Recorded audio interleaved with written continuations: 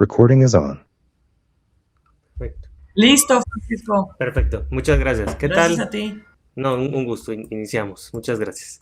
¿Qué tal? Muy buenas noches a todas las personas que nos acompañan el día de hoy. Buenas noches, buenos días, buenas tardes. En el momento que ustedes se conecten, es un gusto para mí iniciar con esta clase que yo considero que es sumamente interesante porque es algo clave, sobre todo desde la parte del derecho, que seguro lo han visto, lo han escuchado en muchísimos lugares.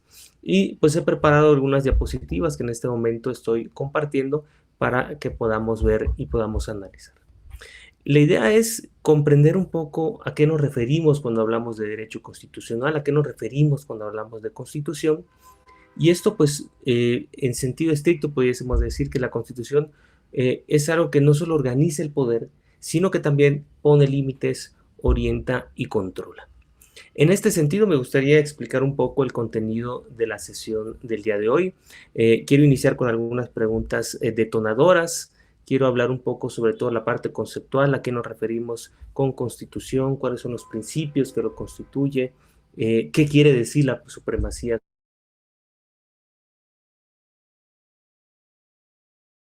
mexicano, cuál es la diferencia, la distinción entre Estado, gobierno, a qué nos referimos con la división de poderes. Más adelante, tocar el tema, y yo creo que es sumamente importante, igual control constitucional, el modelo mixto, cuáles son los medios actuales de control constitucional, y ya para un poco de cierre, tocar la temática de la gobernanza y la solidaridad constitucional y terminar la sesión con algunas preguntas también que nos podemos llevar a casa y que nos servirán para reflexionar un poco sobre la temática que estamos viendo.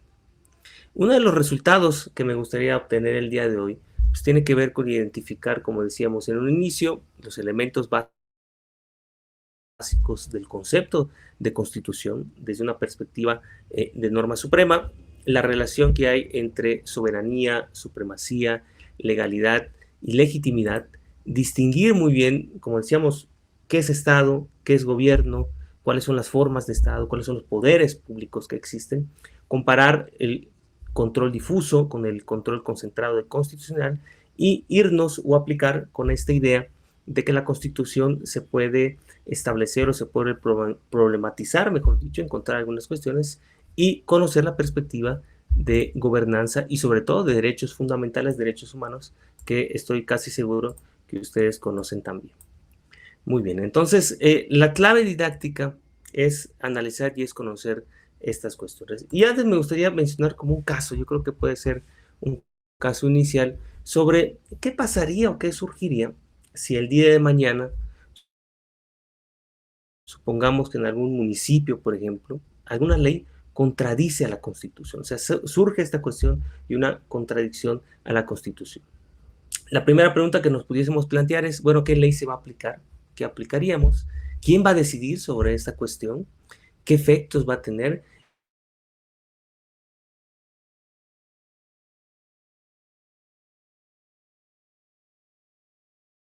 ¿Y cómo podemos derechos humanos? Que algo que vaya en contra de la Constitución, y esto lo hemos escuchado en las noticias, es algo inconstitucional, por ejemplo, pero es algo que puede surgir también y que tiene un motivo, ¿no? Y aquí nos empiezan a surgir estas tres ideas principales. La parte de supremacía, la cuestión de división del poder y otro que es muy importante, el control constitucional. Porque regresando al ejemplo inicial, supongamos que hay una ley que prohíbe a las personas manifestarse en un espacio público, que puede ser un parque, que puede ser las calles y todo. Si esta ley en un municipio se aprueba, se promulga, pues efectivamente va a tener afectaciones a derechos fundamentales, a derechos humanos que todos conocemos, como cuáles pueden ser, bueno, pues la libertad de expresión, evidentemente,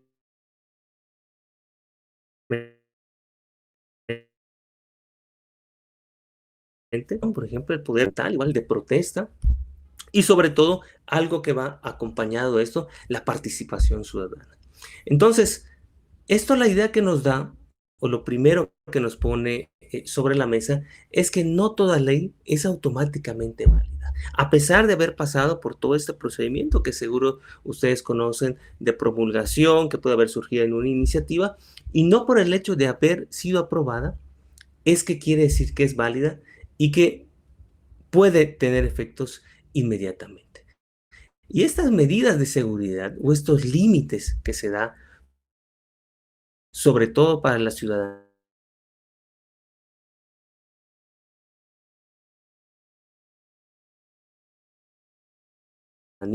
para las personas de a pie.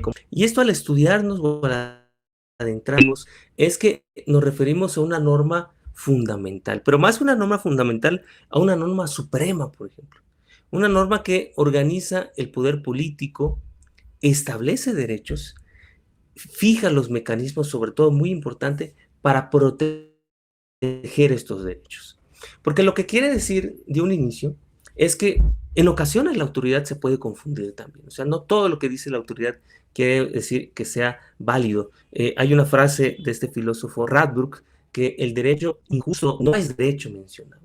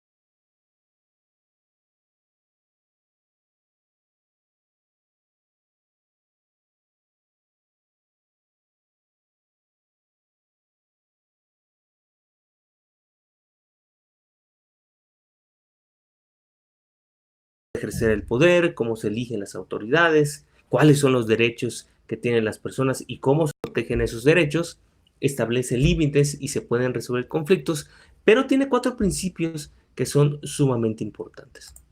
Por un lado, tiene el principio de la soberanía. Y esto, palabras más, palabras menos, establece que el poder supremo reside en el pueblo y se ejerce conforme a cómo se menciona en la Constitución. Ese es un punto sumamente importante. Por otro lado, se establece el principio de supremacía, donde se menciona que la Constitución está por encima de leyes, reglamentos y hasta por de actos de autoridad. Y esta parte de actos de autoridad se relaciona con lo que íbamos mencionando o platicando, de que en ocasiones la autoridad puede confundirse también. Si bien existe este principio de lo que no está prohibido, está permitido, sobre todo para la parte de las personas, esto no se aplica en la autoridad o en las personas servidoras públicas. Y esto quiere decir que aquellas solo pueden hacer función o solo pueden actuar conforme a los lineamientos, a la pauta o al marco que establece la misma ley, en otras palabras, la Constitución. Por eso aquí es muy importante la parte de supremacía y quiere decir que está hasta por encima de los actos de autoridad. Otro punto muy importante se refiere a la legalidad, donde decíamos, toda autoridad debe fundar y motivar sus actos en normas válidas, es decir, en normas vigentes. Tanto la fundamentación como la motivación es sumamente importante y necesario para la autoridad. Y finalmente tenemos la parte de legitimidad, sumamente clave. La Constitución y las autoridades requieren aceptación social y un sentido de justicia. Imaginemos o pensamos que existe alguna autoridad, algún servidor público, pero que no tiene legitimidad, o sea, que no está legitimado ante el pueblo, ante las personas o ante la sociedad. Esto se da de cierta forma, y ya aterrizando a un tema nuevo, lo hemos visto hasta con la reciente reforma judicial, donde el proceso de elección de las personas juzgadoras, por ejemplo, en el área local y también en el poder, poder federal, en el poder judicial de la federación, perdón, mejor dicho, tuvo un cambio en la manera de elección, donde se hizo ahora mediante el voto directo de las personas. Esto es un cambio también desde la perspectiva, y para que esto sucediese, tuvo que haber o tuvo que venir de la mano con una reforma evidentemente constitucional. Y esto da pie a lo que íbamos platicando, o sea, no puede haber algún cambio si no existe o si no está establecido esto en la Constitución. Retomando la parte de supremacía constitucional, aquí podemos abordar el nivel de jerarquía que tiene. Si bien la Constitución está arriba hasta de tratados internacionales, en las últimas cuestiones que hemos visto o donde se aborda el derecho internacional de los derechos humanos, existen derechos humanos que están consagrados en tratados internacionales. Y esto, de cierta forma, en este bloque de constitucionalidad o en esta ampliación de la protección de los derechos humanos, de los derechos fundamentales también, se encuentra de cierta forma en este mismo nivel de protección. Por eso los pongo en esta cuestión.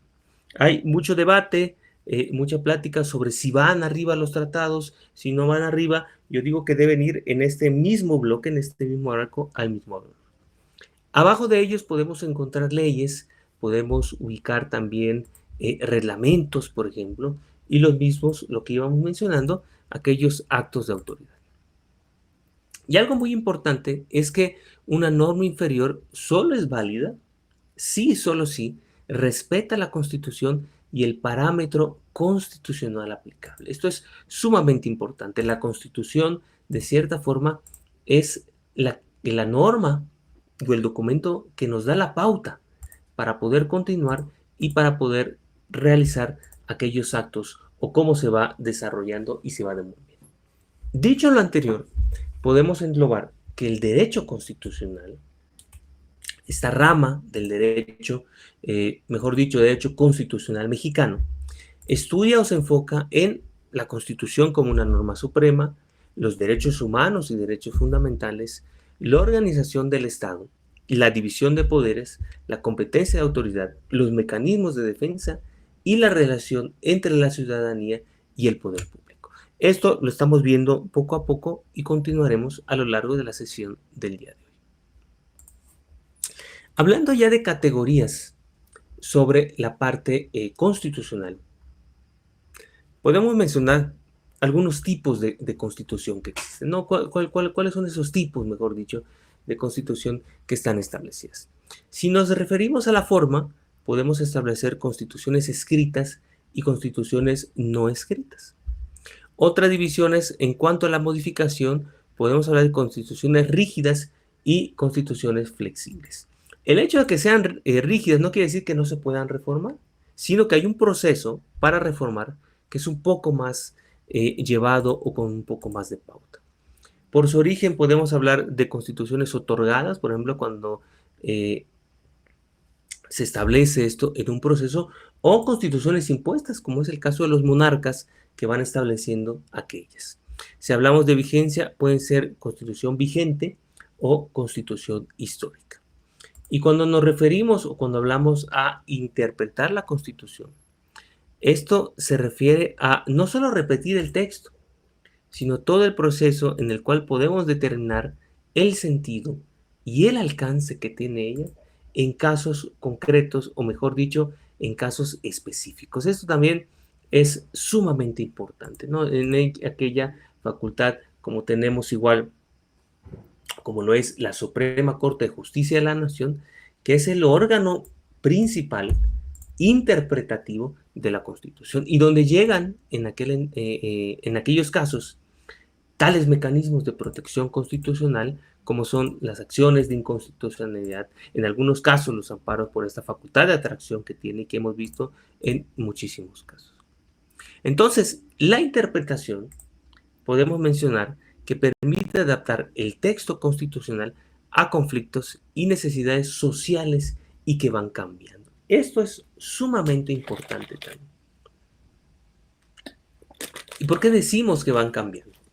Pues como ustedes saben, seguro se han visto o se ha conocido en clases anteriores de derecho, el derecho en sí es cambiante.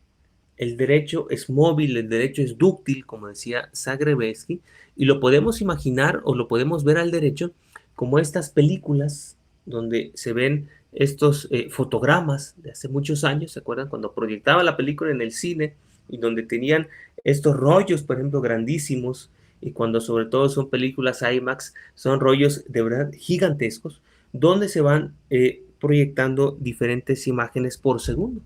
El derecho lo podemos ver o lo podemos imaginar desde tal perspectiva.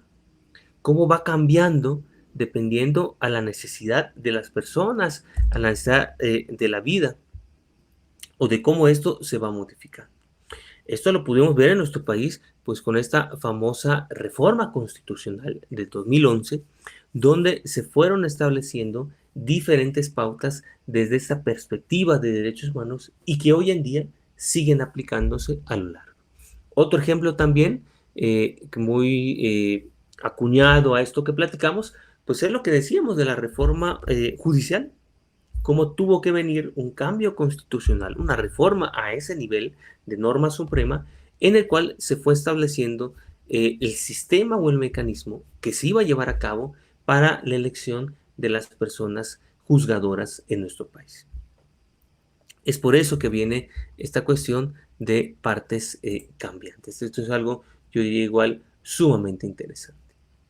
Vamos a ver ahora, desde la perspectiva del derecho constitucional, y sobre todo para evitar confusiones, ¿a qué nos referimos con Estado y a qué nos referimos con gobierno?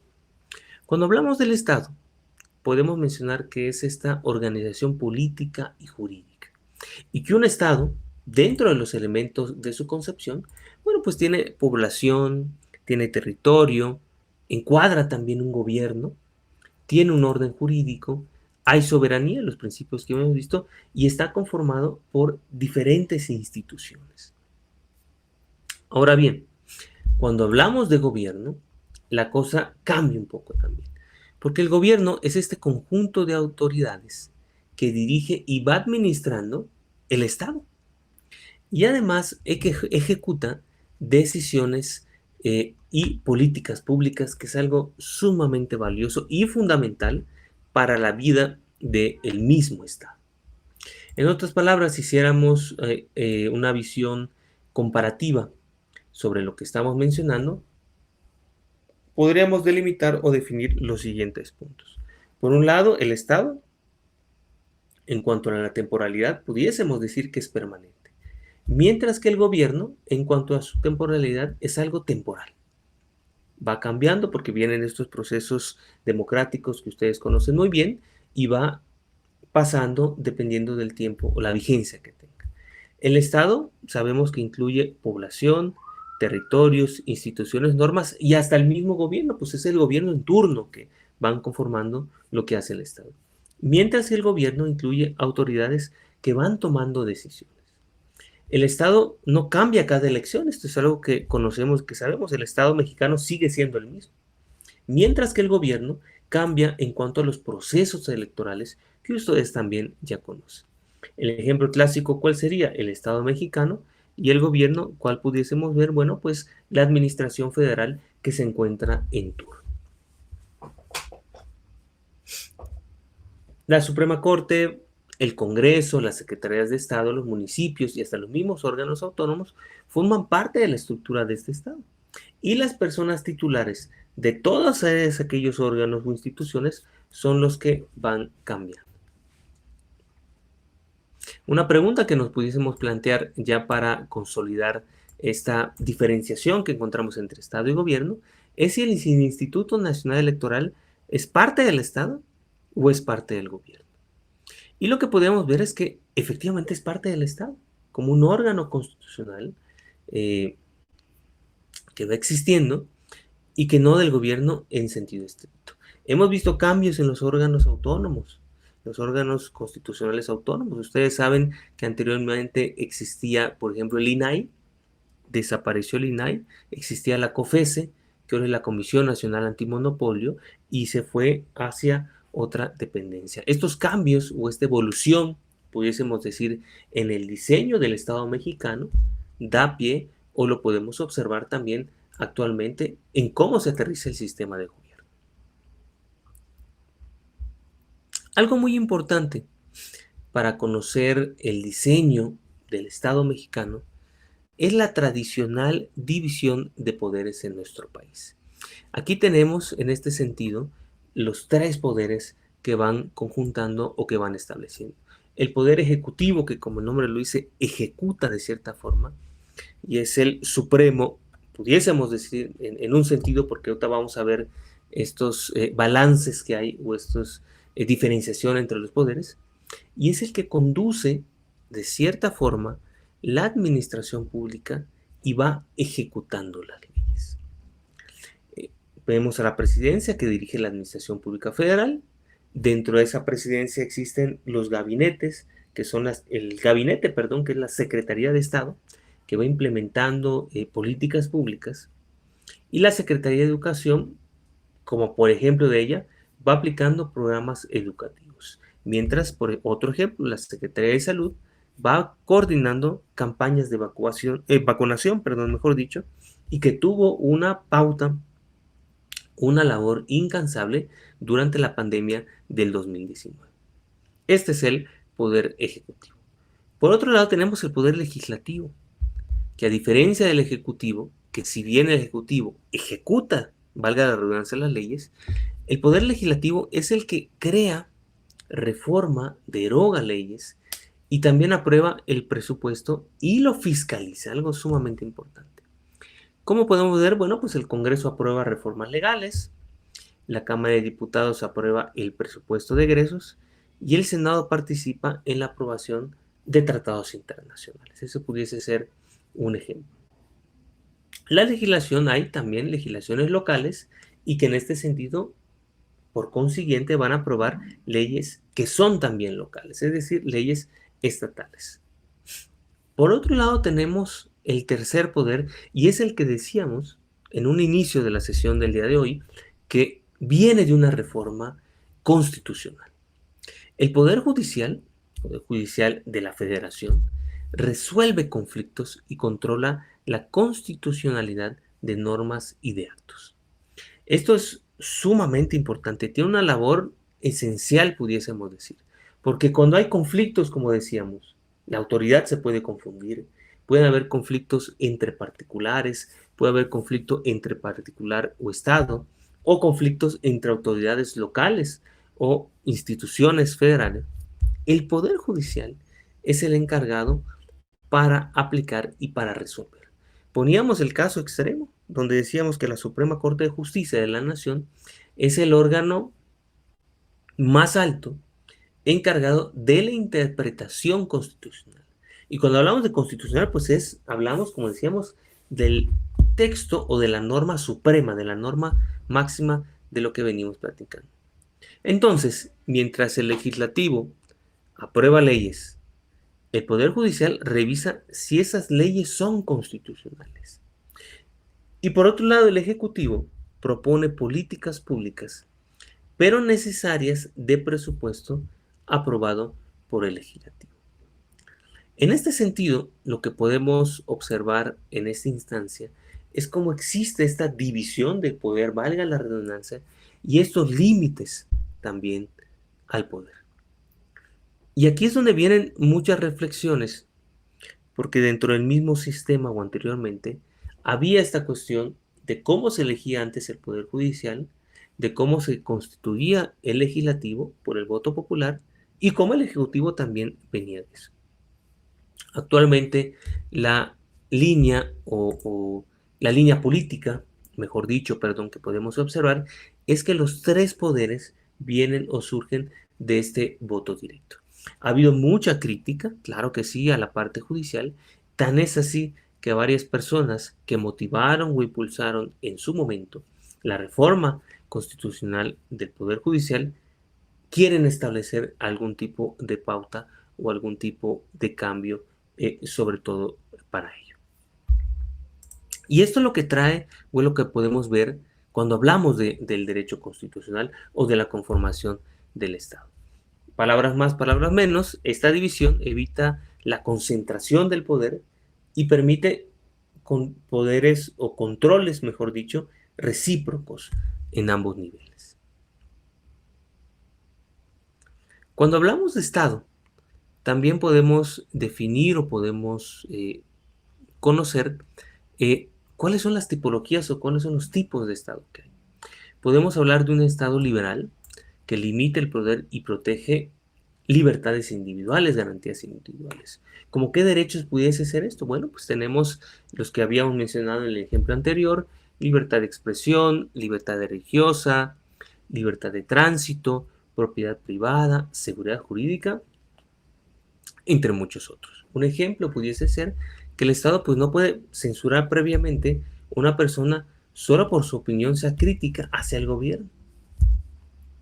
Esto es uno de los principios o de los pilares que tiene, sobre todo la parte de libertad de expresión, y que no solo se establece en nuestra Constitución, sino que viene enmarcado en el sistema interamericano y en tratados internacionales sobre la misma libertad de expresión. La Corte Interamericana de Derechos Humanos ha establecido muchísimos criterios sobre un derecho fundamental, sobre todo para un Estado democrático. No solo a la libertad de expresión, sino también el acceso a la información. Vamos a pasar con ahora en Estado democrático. Bueno, pues en aquel es donde hay participación y hay una representación e igualdad política. Se basa, como decíamos, en la participación ciudadana y en elecciones libres y representación política y pluralismo. Aquí, por ejemplo, las personas, como sucede en nuestro país, pues van eligiendo a los representantes mediante el voto popular, el voto directo. La democracia no es solamente el voto, sino también incluye participación, deliberación pública, transparencia y sobre todo algo que muchas veces se nos olvida, la rendición de cuentas. Por otro lado tenemos el Estado social y en este tipo se busca reducir desigualdades, garantizar condiciones mínimas de bienestar y se asocia a derechos como la salud, como la educación, como el trabajo, como la vivienda y hasta la misma seguridad social. Por otro lado tenemos el Estado constitucional, donde existe, como es el caso en nuestro país, una norma suprema, donde hay un respeto a los derechos fundamentales, a los derechos humanos, y donde existe la legalidad y el control sobre todo del poder. Esto es algo también fundamental. La Constitución que actualmente nos rige, y esto es algo importante, es la Constitución de 1917. la cual tiene algunos rasgos básicos.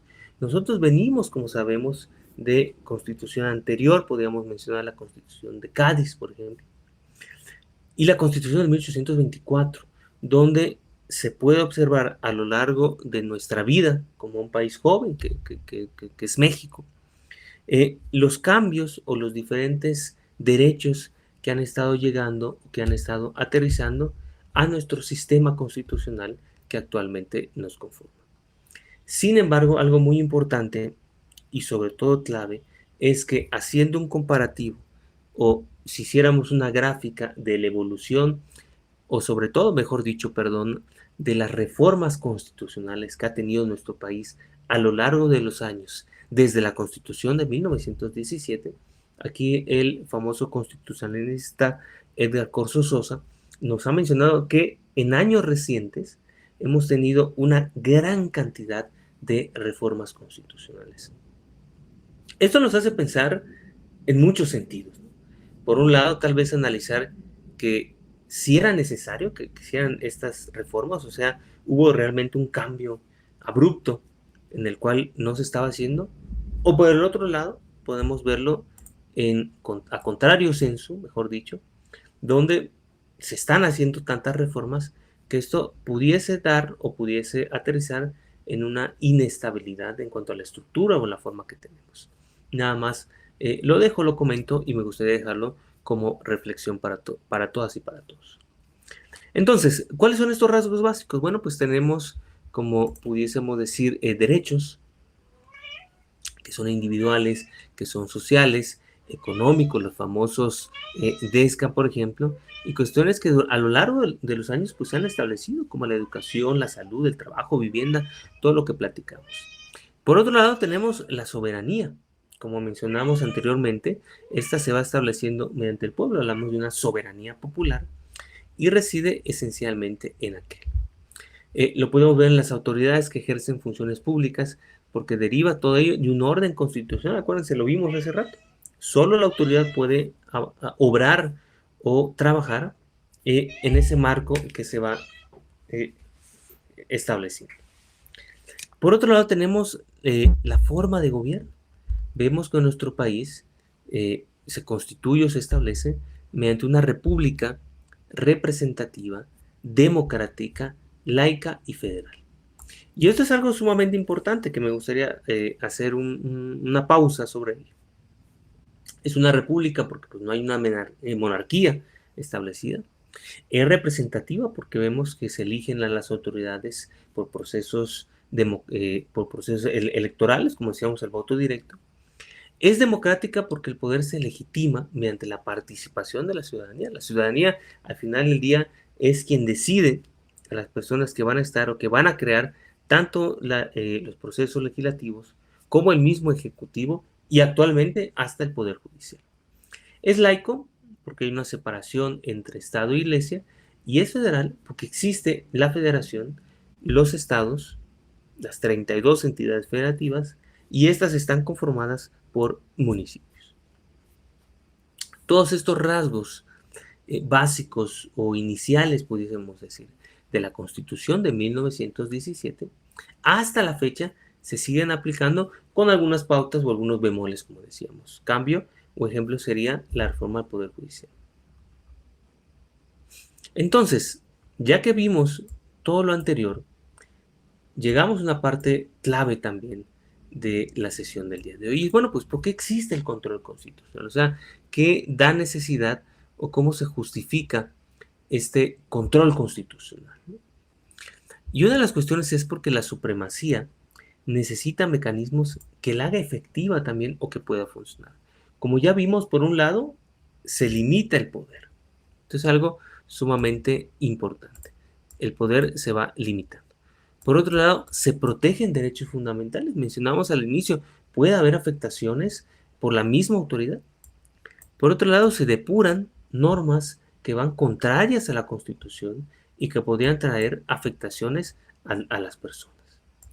Y por otro lado, se va dando un orden sobre competencias entre órganos y los diferentes niveles de gobierno. Palabra que siempre escuchamos en los discursos políticos, pero que tiene una razón de ser en cuanto a la estructura del mismo Estado que pertenece a este orden constitucional. Entonces vemos que se evita que las autoridades actúen fuera de sus competencias, se permite defender a las personas frente a actos arbitrarios, por ejemplo, se permite analizar si una ley respeta la Constitución, sumamente importante, y también se ayuda a resolver conflictos entre poderes o diferentes niveles de gobierno. Algo importante y esencial que mencionábamos era el modelo mixto de control constitucional que se puede dar. Aquí hablamos de tres, según la doctrina, nos ha establecido tres tipos de modelo constitucional. Por un lado tenemos el modelo difuso, por otro lado tenemos el modelo concentrado y también podemos hablar del modelo mixto que combina ambos. Cuando hablamos de control difuso, quiere decir que este lo pueden ejercer los jueces en casos concretos. Permiten aplicar normas contrarias al parámetro constitucional y no expulsa la norma del sistema jurídico. Ahora, cuando hablamos del control concentrado, a diferencia del difuso, esto quiere decir que se tramita ante órganos jurisdiccionales competentes. Incluye controversias y acciones de inconstitucionalidad y por otro lado puede generar invalidez bajo ciertos requisitos. ¿Cómo lo vemos en nuestro caso? ¿Cómo lo vemos en el Estado mexicano?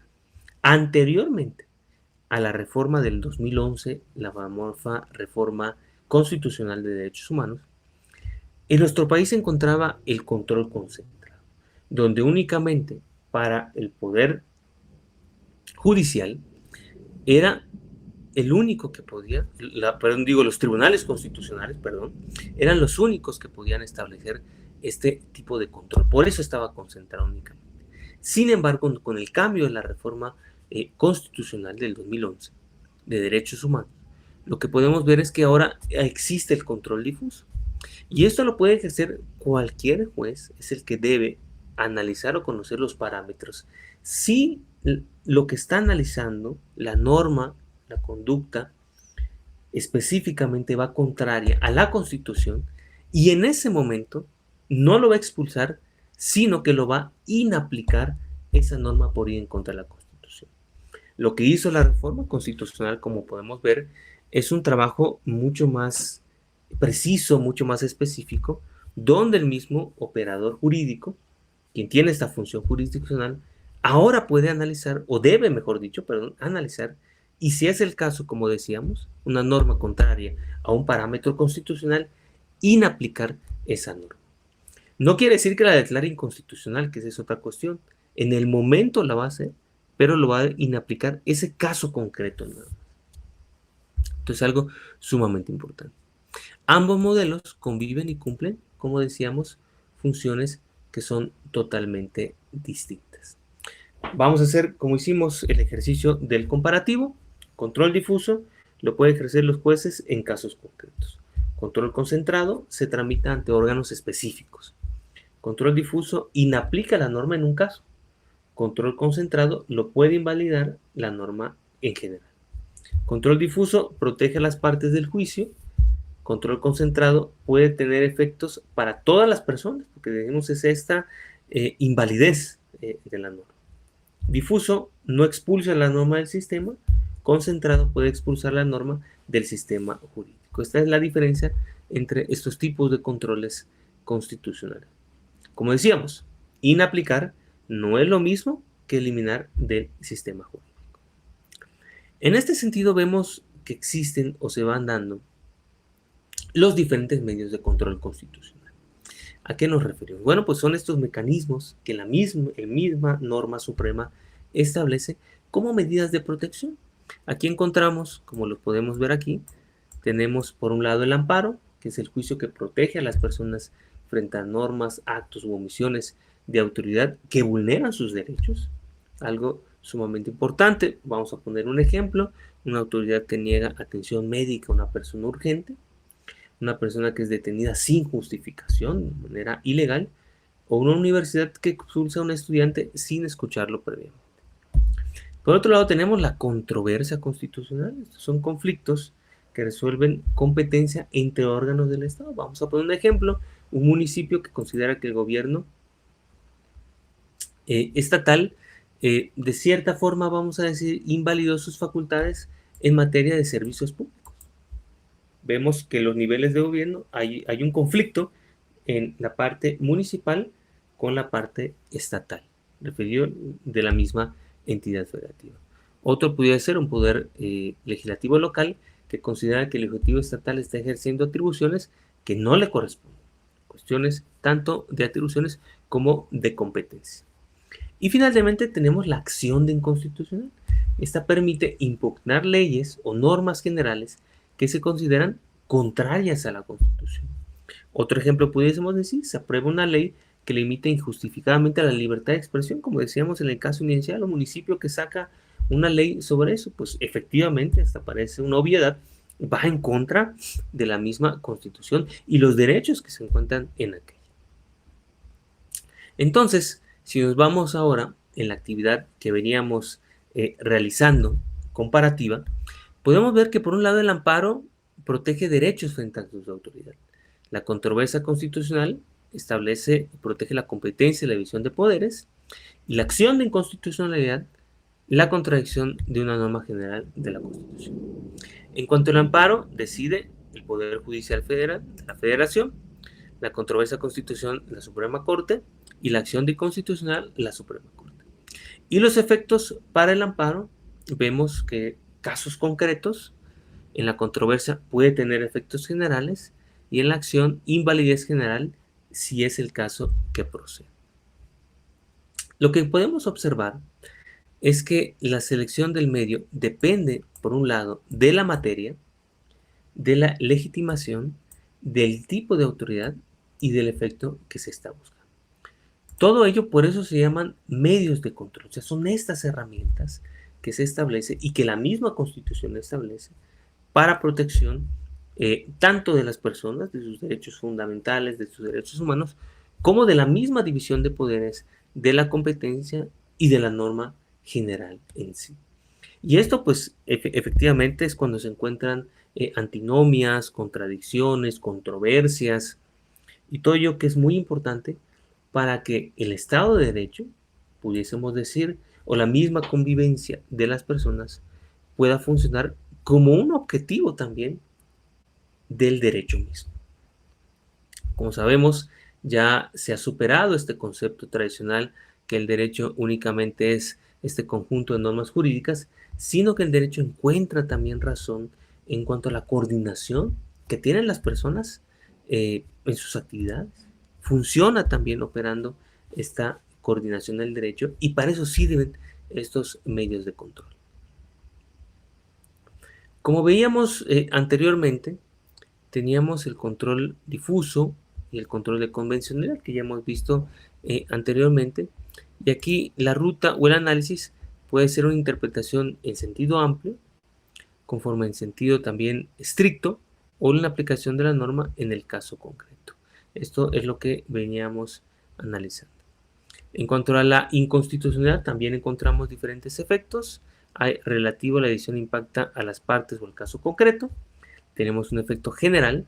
La norma puede perder validez para todas las personas bajo requisitos específicos constitucionales y precedentes y certeza. Bueno, pues la jurisprudencia que va buscando ordenar criterios y brindar seguridad jurídica.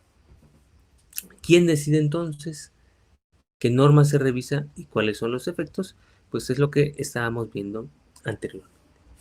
Ya para ir cerrando, algo importante o algo que ha cambiado es sobre todo la parte de gobernabilidad y cuando hablamos esta cuestión de gobernanza. Gobernanza en el sentido, o conforme viene a la definición, de cómo el Estado a veces no puede cumplir con todas estas funciones y va ampliando la forma en la cual se va estructurando. En gobernabilidad tenemos, bueno, pues la capacidad institucional y administrativa, la decisión y dirección gubernamental y la canalización de conflictos. Y cuando hablamos de gobernanza, aquí nos referimos a la interacción entre el Estado y la sociedad, la participación y los diferentes actores que pueden establecerse, y los consensos, la deliberación y sobre todo corresponsabilidad. Este último concepto específicamente puede tener un sentido tanto local, regional, pudiéramos decir, como un sentido internacional. Esto lo vimos, o lo vivimos, mejor dicho, cuando todas y todos estábamos en el hacinamiento de la pandemia. Vemos que estos problemas rebasan fronteras, tan es así que rebasaron fronteras estatales, y referirme estatales como internacionales, y cómo tuvo que existir una organización no solo para la protección de la salud de las personas, sino también para la creación de las famosas vacunas que se fueron desarrollando a lo largo de esos años muy fuertes de pandemia que todas y todos vivimos. Entonces, un Estado constitucional requiere capacidad de gobierno, legitimidad, participación y sobre todo algo que vimos el día de hoy y que me gustaría que nos llevemos todas y todos, límites en cuanto al poder. Entonces, ¿puede una constitución orientar al Estado hacia la reducción de desigualdades? Una buena pregunta. Entonces yo diría, pues efectivamente, que no, si una desigualdad va en contra de la Constitución y lo que quiere hacer ella es establecer estos parámetros, pues es más que evidente que no podría establecer esto y sería en contra. Aquí ponemos algunos casos, ¿no? Como de ejercicios que nos podemos llevar a casa sobre un Congreso local que aprueba una norma que restringe el acceso a un servicio público. Cuando digo servicio público, pues es algo básico, esencial, y un grupo de personas considera que afecta a derechos humanos y contradice la Constitución. Tres cuestiones que nos podemos plantear pueden ser las siguientes. ¿Qué principio constitucional está en juego? ¿Qué medio de control de los que ya vimos se podría analizar?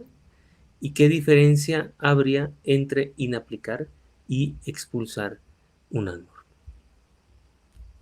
Podríamos hacer estas actividades contra el cuestionario, lo que decíamos, qué se revisa, contra qué se compara, qué sería posible y cuál sería el caso de la invalidez.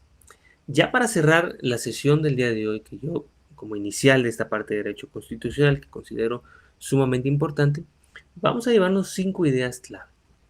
Por un lado, como decíamos, 1. La Constitución es una norma suprema y establece criterios de validez. 2. Un Estado constitucional limita el poder, como decíamos, y protege derechos. 3. La división de poderes se distribuye en funciones y controles, como ya vimos. Tiene una razón de ser y una justificación por qué se van a dividir esos poderes y cuáles son los límites que tiene cada uno de ellos y la competencia. Control difuso con concentrado. Eso es algo sumamente importante. Y la gobernanza y la solidaridad ayuda a pensar la eficacia social que tiene la Constitución. Entonces, nos preguntamos ya finalmente, ¿una Constitución fuerte depende más del texto, de los jueces o de la ciudadanía? Esa es una pregunta que me gustaría que nos llevemos todas y todos a casa para reflexionar derivado de todo lo que ya vimos sobre la parte de derecho constitucional. Hasta aquí sería mi clase, la exposición del día de hoy. Como siempre, estamos abiertos a preguntas, a cualquier tipo de discusión y como siempre, pues también agradeciéndoles el tiempo en el cual estuvieron conectados y poniéndolo, recordándoles todas las vías que tenemos, tanto de comunicación como de dudas que puedan surgir o que se puedan tener. Siempre es un gusto, les agradezco y estoy al pendiente de cualquier cuestión. Muchas gracias.